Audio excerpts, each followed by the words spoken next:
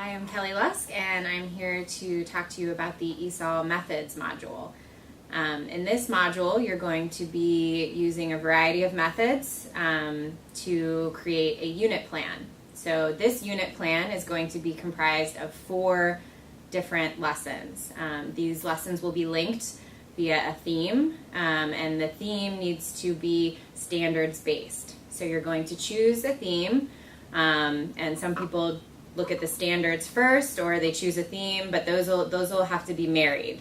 Your theme will match the standards, and then all of your lessons will apply to the same theme. We're going to go through 3 different lessons. One will be oral language, one will be reading, and one will be writing. For your 4th lesson, we recommend that you tie it to the SIOP lesson that you did in the C&I module. If you want to write a new lesson or you choose to go a different direction with a different theme, you're welcome to do that, but that will not be a specific assignment, and you won't receive instructor feedback on that before you turn in your final product. So your final product at the end of this module will be 4 lessons to create a theme, standards-based unit plan.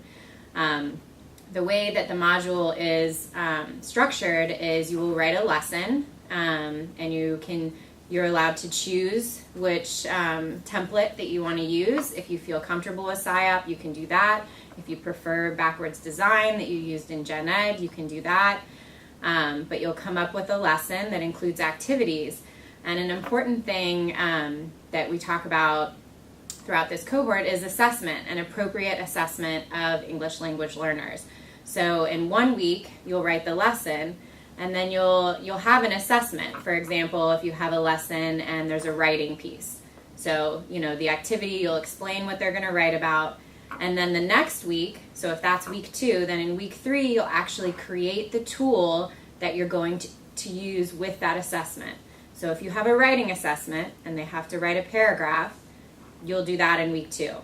Then in week 3, you're actually going to create a tool, perhaps a rubric. That's a really good way to assess paragraph writing. So you'll create a rubric that matches your assessment.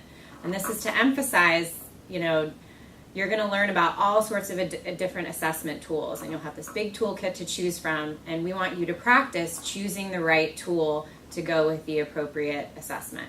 So they're a little bit separate, and it's very difficult to write assessment tools, and that's why we separated it, where 1 week you're writing the lesson, and then the next week you're writing the tool to go with the assessment within that lesson, because it's very time consuming to create assessment tools, and that's one of the most challenging things to do as a teacher. So we separated it into 2 weeks in order to give you time to think about what would be an appropriate tool and then to actually create that tool.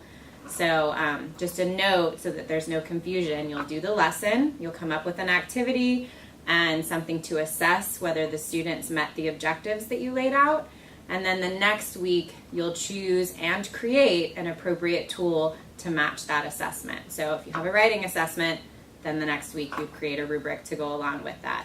And then at the end of this module, you will have a 4-lesson unit plan that covers all 4 language domains: listening, speaking, reading, and writing. And you'll have appropriate tools to go with each of those, so you'll be able to speak to all of those when you go in and interview for a teaching position. Have fun with your unit plan.